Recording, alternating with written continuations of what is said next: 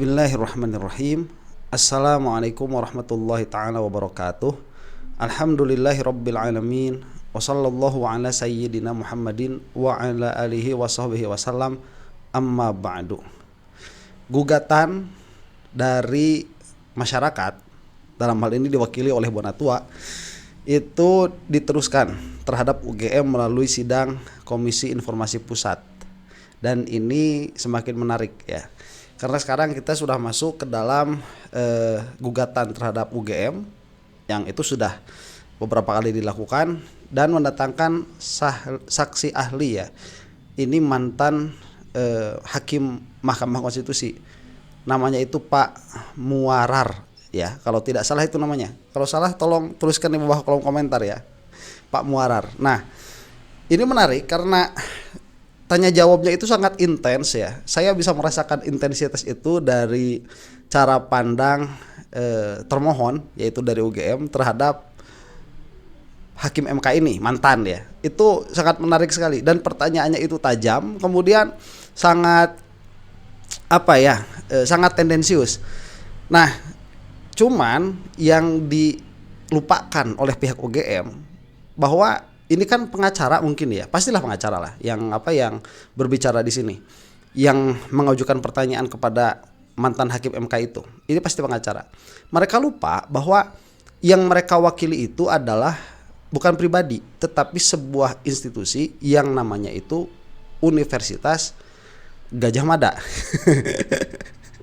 Kenapa saya katakan mereka lupa? Dan satu lagi, mereka juga lupa bahwa ini adalah permasalahan seorang mantan presiden, yang mana yang bersangkutan itu adalah seorang mantan pejabat publik.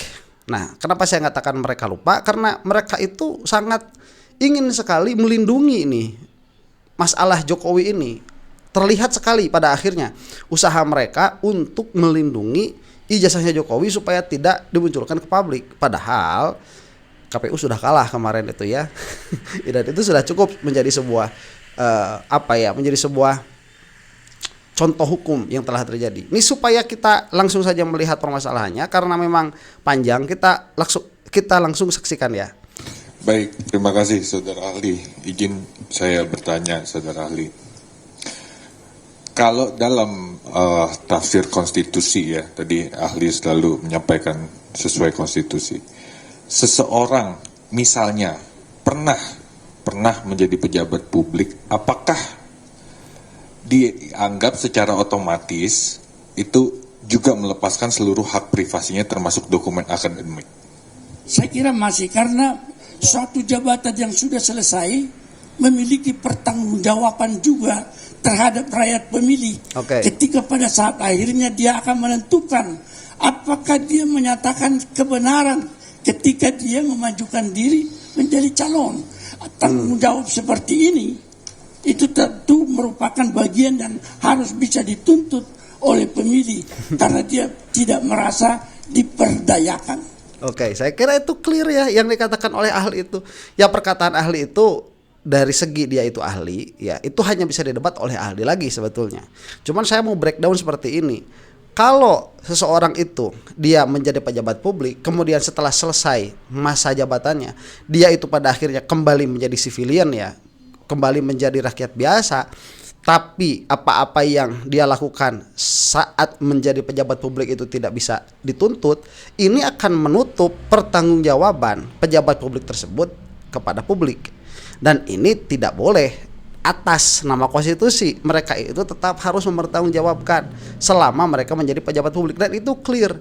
Dan pertanyaan ini pada akhirnya ya, jadi gimana ya? Ini kan pertanyaan sebetulnya pertanyaan mudah, tidak perlu ahli yang menjawab, tetapi ditanyakan oleh oleh wakil dari UGM, karena wakil dari UGM ini memang ingin melindungi Jokowi. Jadi ini yang terlihat pada akhirnya. Kalau misalkan dia ya sebagai masyarakat, sebagai rakyat ya, bukan sebagai pihak yang melindungi UGM, itu pertanyaan yang tidak perlu ditanyakan. Bukankah itu sudah akan diverifikasi oleh badan publik lain yang memang punya kewenangan untuk itu? Atau memang kita mengesampingkan semua badan publik yang diciptakan oleh negara ini?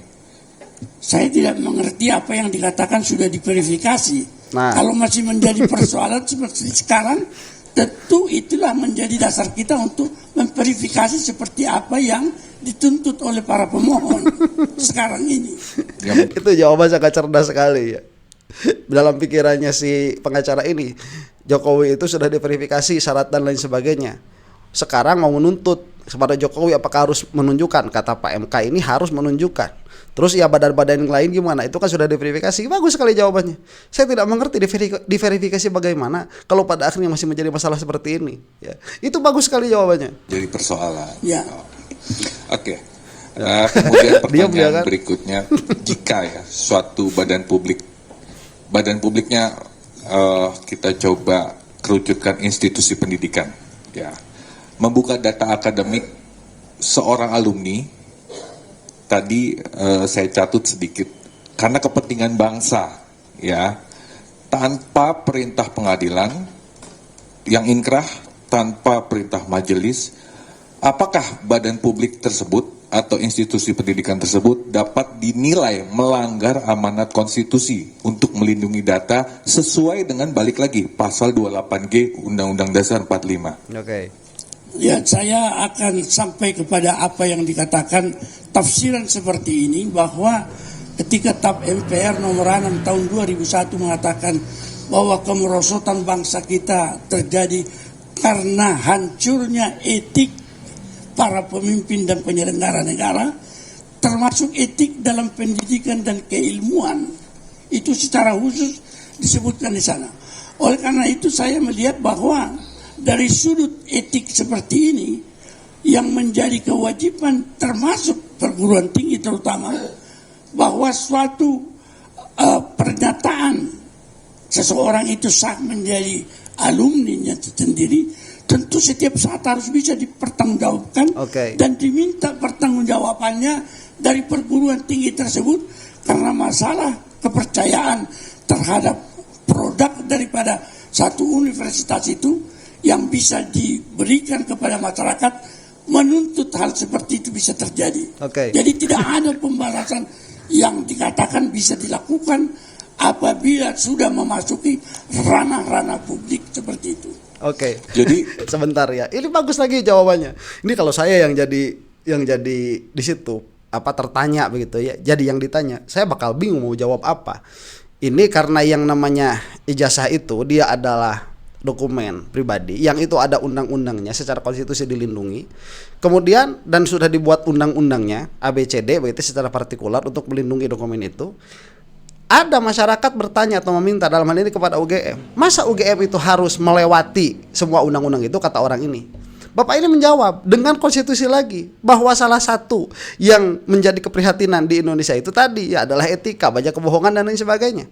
Maka universitas itu yang mengeluarkan ijazah itu harus transparan dan harus memiliki rasa tanggung jawab atas apa yang telah mereka keluarkan. Jadi kalau mereka itu menyatakan satu pejabat publik yang tadi sudah dibahas begitu ya, ini diminta pertanggungjawabannya kepada instansi yang bersangkutan, dalam hal ini adalah UGM, untuk menunjukkan kejujuran mereka bahwa mereka itu memang benar telah mengeluarkan sertifikat yang berupa ijazah di sini, bahwa yang bersangkutan itu lulus, itu harus mengeluarkan atas dasar apa? Kejujuran. Itu sangat bagus sekali. Etika vis-a-vis kejujuran atas nama itu. Nah, dari sini ya, ini saya jadi terbuka ya kalau saya tinggal di Jakarta itu. Saya mau menuntut ya kepada UGM. Ya UGM-nya di Jogja. Cuman kalau saya tinggal di Jakarta itu bakal banyak sekali teman-teman untuk berbincang dalam persoalan seperti ini ya. Saya akan meminta UGM untuk menyidang ulang orang-orang yang ditengarai palsu ijazahnya atau berlebih nilainya daripada kelakuan dia di luar. Seperti Jokowi ini, kelakuannya pelangap-pelongo, tidak memiliki visi yang jelas, memimpin 10 tahun, rusak negara, tapi diklaim sebagai lulusannya UGM. Saya mau minta sidang ulang itu di hadapan seluruh masyarakat, disaksikan secara live, secara langsung, bagaimana sebetulnya kualitas UGM ini tatkala yang bersangkutan ini mengeluarkan ijazah sebagai pertanggungjawaban kejujuran atas nama konstitusi.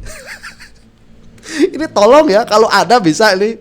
Karena kan yang namanya sidang akhir itu ya, skripsi, disertasi, tesis, itu dia secara umum sebetulnya kan. Nah, jadi tidak mengapa juga saya kira atas nama kejujuran ini untuk meminta kembali UGM agar melakukan sidang ulang saja. Jadi kalau misalkan setelah disidang ulang kemudian Jokowi ini lulus, selesai berarti ya pada saat itu bukti bahwa Jokowi itu misalkan memang lulus. Ada nggak ya yang kesana tuh dan bisa dicoba nggak ya? Sepertinya bisa dicoba tuh. Apakah bisa saya simpulkan bahwa jika ada isu atau hal-hal terkait dengan kepentingan bangsa, undang-undang yang mungkin berkaitan, bisa undang-undang PDP, bisa banyak undang-undang, itu bisa dikesampingkan semua? Saya kira itu rumusnya itu, bahwa semua produk perundang-undangan harus memiliki landasan validitas dari norma yang lebih tinggi. Yang terakhir itu adalah sesudah undang-undang dasar ada ground norm. Kalau di kita itu, itulah yang disebutkan dalam Pancasila sebagai sumber dari segala sumber hukum, itu adalah etik berbangsa dan bernegara. Kalau dirasakan pantas secara kejujuran dibuka, harus dibuka. Oke, dan itulah landasannya kan, ada ijazah, sebelum ijazah itu ada pengujian, ada hasil akhir, kemudian ada pengujian tugas akhir sebelum pemberian ijazah. Karena keadilan begitu. Karena semuanya harus demikian. Jadi dikatakan landasan yang paling utama apa? Pancasila. Karena ini sudah ditengarai begitu ya, tidak Pancasilais, secara undang-undang harus demikian adanya. Nah, ini kan dalam wilayah dalam wilayah berargumen ya. Saya katakan sekali lagi, ini adalah dalam wilayah berargumen. Argumennya Pak mantan MK ini bagus sekali.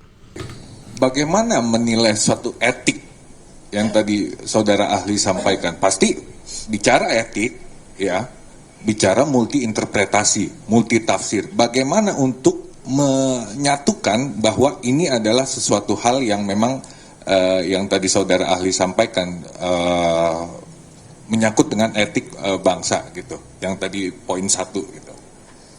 Kalau kita rumuskan atau kita tafsirkanlah sekarang, etik itu satu kejujuran. Apakah satu kejujuran itu merupakan satu hal yang sulit untuk ditafsirkan? Menurut saya sangat gamblang bahwa etik yang menuntut kejujuran, setiap lulusan juga ketika dia mencari pekerjaan, dia tentu juga harus menyatakan kejujuran bahwa ijazahnya itu benar. Oke, aplaus. Luar biasa ya. Etika itu memang dia sangat karet sekali, susah karena yang etis di sini belum tentu etis di sana. Yang tidak etis di sini belum tentu tidak etis di sana. Makanya itu ada madhabnya sendiri kalau kita berbicara di dalam ilmu kalam itu ya. Madhab filsafat etika itu kalau kita ya Tuhan sang penentu etik begitu. Cuman beliau MK ini luar biasa ya, mengatakan apa? Bahwa kejujuran. Ya, ini adalah landasannya kejujuran, dan kejujuran itu mudah sekali dalam pengertian. Kejujuran ini di semua tempat, di segala budaya itu adalah etika yang bagus. Kejujuran itu, ini bagus sekali ya. Ya meskipun kalau di dalam fikih tidak melulu kejujuran itu bagus. Kalau di dalam fikih itu ya banyak contohnya kejujuran yang tidak bagus di dalam fikih itu. Cuman ini kan dialektika yang bersumber dari sebuah prinsip, katakanlah apa ya, filsafat apa itu namanya, filsafat kita katakanlah umum begitu ya, sekuler. Ini berdasarkan filsafat sekuler, gak bawa-bawa agama begitu. Itu bagus sekali, kejujuran itu dimanapun baik. Dan jangan lupa pihak UGM di sini bahwa Jokowi itu sangat terkenal tidak jujur. Dan setelah kita melihat sekarang permasalahan di dalam ijazah ini banyak ketidakjujuran. Jadi atas dasar etika yang mana merupakan itu adalah landasan hukum tertinggi yaitu Pancasila, maka semua undang-undang yang ada ini harus dikesampingkan di dalam permasalahan Jokowi, karena yang bersangkutan ini adalah mantan presiden yang banyak sekali terkenal kebohongannya. Maka dari itu setiap instansi yang dipinta untuk mempertanggungjawabkan terkait apapun mengenai Jokowi harus mengeluarkan itu dengan cara mengesampingkan seluruh undang-undang yang sekiranya melindungi ijazahnya Jokowi itu. Bagus sekali ini. Ini hakim harus bisa harus bisa melihat apa yang dikatakan oleh saksi ahli ini. Termasuk perguruan tinggi yang mengeluarkan ijazah itu juga harus bisa dengan etik, dengan kejujuran itu menyatakan ini adalah benar. Saya kira ini menjadi, ya saya juga bekas rektor meskipun di swasta ya.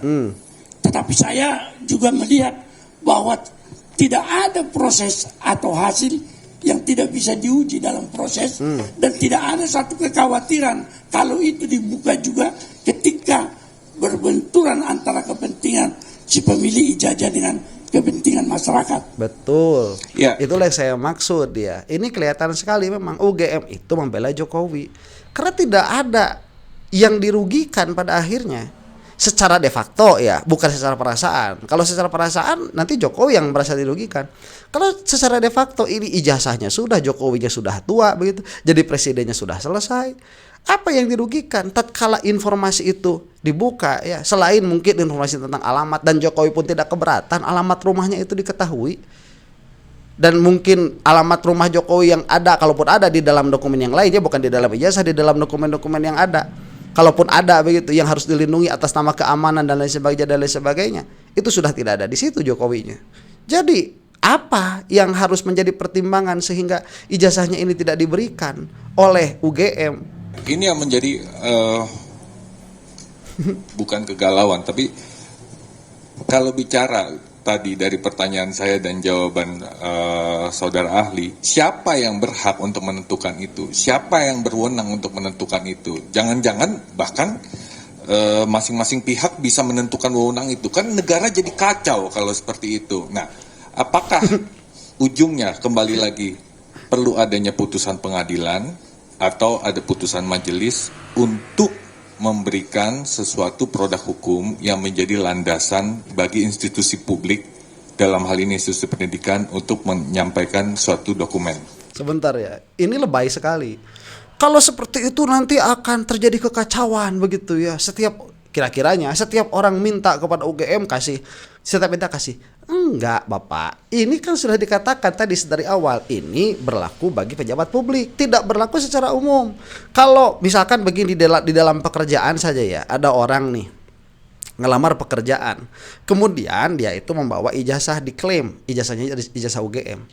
Seharusnya kan ada hak dong orang yang mau mempekerjakan orang ini untuk uji fakta, menanyakan kepada UGM, melihat apakah betul ini legalisir yang ada itu dari UGM atau tidak. Kalau memang itu diperlukan dan dibutuhkan, atau misalkan ada kecurigaan, itu dari segi apa? Dari segi yang dipinta itu bukan pejabat publik, yang memintanya ini adalah perusahaan, meskipun itu adalah perusahaan swasta, atas nama kejujuran. Karena jadi demikian. Dan yang sekarang yang kata Pak Hakim MK ini diberikan akses mutlak terhadap informasi itu adalah masyarakat atas nama sang terpinta ini, sang termohon ini adalah pejabat publik. Pejabat publik itu berapa sih? Dan berapa biji pejabat publik itu yang dicurigai ijazahnya itu? Nggak bakal menjadi kekacauan negara. Kok lebay banget? Ini gara-gara yang dituntutnya Jokowi jadi negara kacau begitu? Apalagi ini permasalahan partikular pada masalah Jokowi saja. Dan yang lain juga nanti bisa melakukan persidangan lagi kan. Jadi tidak menjadi negara ini kacau balau. Enggak. Itu pertanyaan saya. Ya, kalau di dalam Undang-Undang Keterbukaan Informasi kan kita sudah mengenal Undang-Undang Nomor 14 tahun 2008 tentang keterbukaan informasi itu. Dia memiliki mekanisme tentunya, dan mekanisme itulah yang harus ditempuh barangkali, dan termasuk saat ini sekarang ketika ada benturan pemohon sampai kepada KIP untuk menafsirkan ini.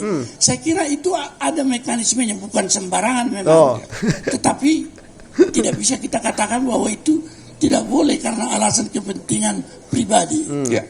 Baik, coba apalagi dengan jawaban Pak MK ini yang ahli hukum, dikeluarin tuh aturan-aturannya. Ini kan sudah ada. Kamu bagaimana mengatakan ini akan terjadi kekacauan? Lah, mekanisme untuk memintanya sudah ada. Begitu. Ya. bego. Nih ya, dari UGM ini bukan apa-apa, dalam pengertian bertanya seperti itu adalah hak ya. Cuman kelihatan kan UGM itu pada akhirnya hanya ingin melindungi institusinya UGM supaya institusi UGM ini masih bisa melindungi Jokowi. Pada akhirnya di situ kelihatan juga tidak berdiri di atas kepentingan publik, apalagi berdiri di atas kepentingan negara. Begitu. Itu yang kita lihat pada akhirnya. Tanya jawab ini semua yang ditanyakan oleh pihak UGM itu kita sepakat, bebas itu apa yang mau dikatakan, apa yang mau dibicarakan. Cuman di sini juga harus ingat UGM ya, bahwa Anda itu sedang terlibat dalam satu skandal besar, yaitu ijazah palsu seorang mantan presiden. Akhirnya masyarakat dan rakyat akan melihat di mana Anda berdiri sebetulnya. Apakah Anda itu ingin mengajukan kebenaran, ingin membuka kebenaran sebagaimana adanya, dan bertanggung jawab atas secara ijazah yang Anda klaim Anda telah mengeluarkan itu, atau Anda berdiri hanya di pihak Jokowi saja, jadi termul. Di mana Anda berdiri? Dan maaf, dengan cara yang seperti ini sudah kelihatan Anda di mana adanya. Duhai UGM versi OVA. Kita lanjutkan dulu nih. Berarti bisa saya simpulkan persidangan ini salah satu mekanisme. Salah satu mekanisme kalau misalnya ada suatu kebuntuan ketika dimohon informasi publik tersebut terhadap instansi yang mengelola dokumen. Kalau ada benturan, kita memohon kepada KIP. Nanti diputuskan oleh majelis. Baik, terima kasih. Oke, itu bagus dari pihak UGM secara argumen ya. Ya sudah, berarti kemarin kita nggak salah kira-kiranya begitu, karena belum ada keputusan dari siapapun, dan ini ada keputusan KIP. Nah cuman begini, keputusan KIP nanti itu akan menyatakan bahwa UGM itu bersalah kalau memang mengeluarkan itu. Dan kalau misalkan KIP ini tidak mengeluarkan, argumen dari ahli ini tetap benar sebagaimana adanya. Tetapi pada akhirnya KIP ini tidak mendengarkan pernyataan ahli ini. Kalau misalkan KIP nanti tidak memutuskan UGM harus mengeluarkan itu. Dan apabila KIP nanti memutuskan UGM harus mengeluarkan itu, maka sudah nyata UGM di hadapan hukum bersalah. Dan ini bisa menjadi jurisprudensi bagi instansi-instansi yang lain untuk membuka. Dan sudah kemarin terjadi, itu cukup untuk menjadi jurisprudensi pernyataan KIP terhadap KPU yang harus membuka ijazahnya Jokowi. Dalam hal ini ya, itu sudah jelas salah tuh UGM juga. Berdasarkan jurisprudensi itu. Sayangnya kan tidak dipakai kalau di kita. Jurisprudensi itu tidak dipakai secara mutlak begitu ya, tidak seperti di Amerika sana. Kita lanjutkan dulu nih, masih ada pertanyaannya. Oke, izin majelis ya. Ali. Tadi Ali menjelaskan bagaimana kemudian kan keterbukaan informasi itu suatu hal sangat penting gitu ya. Itu bagian demokrasi dan seterusnya gitu. Tapi kemudian ya, kalau kemudian kita lihat ya, baik itu undang-undang keterbukaan informasi publik gitu, itu kan memang ya ada dasar konstitusinya di dalam undang-undang dasar 45 kita. Jadi dikutip kan di bagian menimbangnya itu kan pasal 20, 21, 28 F dan 28J. Sementara gitu ya, dalam undang-undang perlindungan data pribadi juga hal yang sama. Jadi undang-undang perlindungan data pribadi ini juga mengutip itu langsung ya, pasal 5 ayat 1, pasal 20 dan pasal 28G gitu. Nah, jadi kan kami melihat ini ya. Jadi kan ini dua hal yang sesungguhnya ini semuanya dasarnya adalah konstitusi. Semuanya memiliki landasan yang sama, equal gitu. Nah, bagaimana kemudian juga ada tuh orang mengatakan bahwasanya itu. Sebentar ya, orang ini muter-muter. Equal, ini landasannya dua-duanya konstitusi. Makanya ada ketidak-equalannya itu apa? Ya, ketidakseimbangannya, ketidaksamaannya apa? Keadaan Jokowi sebagai mantan presiden itu harus dilihat. Pejabat publik paling tinggi yang sangat terkenal dengan kebohongannya itu menjadi murojih kalau kita katakan. Jadi dari segi konstitusi ya, orang ini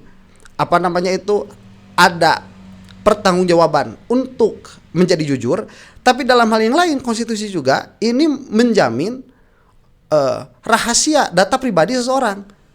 Nah, jangan lupa ini ada Apa murojihnya? Apa murojihnya itu? Pemberatnya yang menjadikan kita itu bisa menjadi berat kemana kita melihat begitu ya. Apa murojihnya itu? Murojihnya itu keadaan Jokowi sebagai mantan pejabat publik. Dan ini sudah menjadi concern masyarakat untuk menegakkan kejujuran. Itu harus dilihat. Muter lagi balik lagi ke sana balik ke sana. Kan sudah dijawab tadi sama Pak MK itu. Undang-undang KIP ini kan spesialis gitu dibandingkan dengan PDP gitu. Nah, sementara gitu kan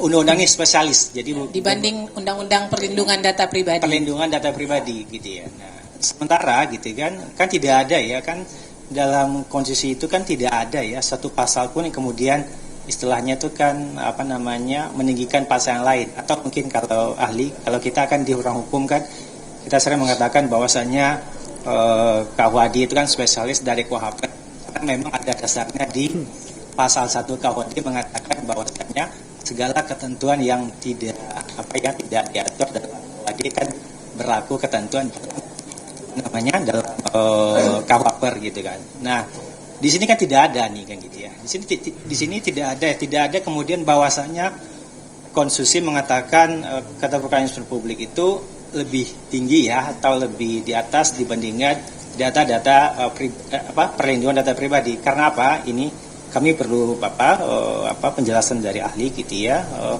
Karena bagaimanapun ya kalau kita lihat kan memang sejarah konstitusi kita itu kan memang mencoba untuk melindungi kan gitu ya Pak, melindungi hak-hak pribadi orang lain gitu ya. Itu bolak-balik lagi, tidak ada yang lebih tinggi. Iya, makanya dari itu kalau equal juga berarti menutupi tidak lebih tinggi, membuka juga tidak lebih tinggi. Berarti kita memerlukan determiner yang lain. Apa determinernya itu? Keadaan Jokowi sebagai pejabat publik yang ini sudah menjadi perhatian publik. Masa itu nggak cukup jadi determiner begitu? Dan tidak ada keberatan. Misalkan kalau kita melihat ya apa yang menjadi landasan undang-undang keterbatasan informasi publik itu, misalkan untuk melindungi informasi pribadi itu dibuat misalkan apakah di situ ada takut, kan ilatnya kalau kita lihat di dalam fikih atau dalam usul fikih itu, apakah dia itu karena takut dipalsukan, apakah itu dia takut dimanipulasi, ataukah dia itu takut terjadi tindakan kriminal atau membahayakan kepada pribadi orang tersebut. Itu kan ilatnya, makanya ada undang-undang yang melindungi data pribadi itu. Ini apakah ada di Jokowi atau tidak? Tidak ada, selesai, berarti ini sudah tidak berlaku, kasihin aja udah ijazahnya begitu. Kan semudah itu sebetulnya berpikirnya itu. Kalau kita memang yang mau diperlihatkan itu adalah transparansi, bukan melindungi Jokowi. Ya. Masih ingat gitu ya. Jadi perdebatannya waktu itu kan antara Muhammad Yamin gitu ya dengan Muhammad Hatta, bagaimana kemudian Muhammad Hatta kan ingin pasal-pasal perlindungan data pribadi itu kemudian dimasukkan. Nah, itu lihat ilatnya di belakangnya itu. Karena yang namanya hukum itu dia tidak strict begitu ya. Karena memang satu hukum itu kadang-kadang bertentangan dengan hukum yang lain. Menangkap gitu ya Bapak bahwasanya ya perlindungan data pribadi, hak-hak pribadi ini juga yang harus dilindungi, tapi tentu saja dengan pembatasan melalui konstitusi. Nah, pembatasan melalui konstitusi itu dan kami pun menemukan pembatasan melalui konstitusi itu di Undang-Undang KIP kan juga dikecualikan tuh sepanjang kemudian dikecualikan oleh peraturan perundang-undangan yang lain. Nah, sebentar ya, sudah ini silahkan lihat sendiri karena saya rasa tidak akan menemukan kesulitan ya Pak Muwarar ini kalau menjawab pertanyaan itu. Cuman kalau saya kan bukan ahli hukum dan bukan ahli juga di sana, kita memakai common sense saja bahwa hukum itu dia dibuat, undang-undang itu dibuat karena ada landasan di belakangnya. Tatkala misalkan landasan yang menjadi terjadinya hukum ini dia itu sudah tidak ada dan ini berbenturan dengan hukum yang lain, berarti hukum yang lain ini lebih kuat begitu. Tadi landasan kejujuran itu lebih kuat. Karena yang dikhawatirkan dari Jokowi pun kalau UGM mengeluarkan secarik fotokopian ijazah Jokowi, so what begitu? Ada apa sih masalahnya? Nah itu. Demikian, dan ini sudah menang ya Pak Wanatua itu di dalam sidang KIP yang lain. Mudah-mudahan kita semua ada dalam lindungan Allah Subhanahu wa taala. Wallahu taala alam bisawab. Assalamualaikum warahmatullahi taala wabarakatuh.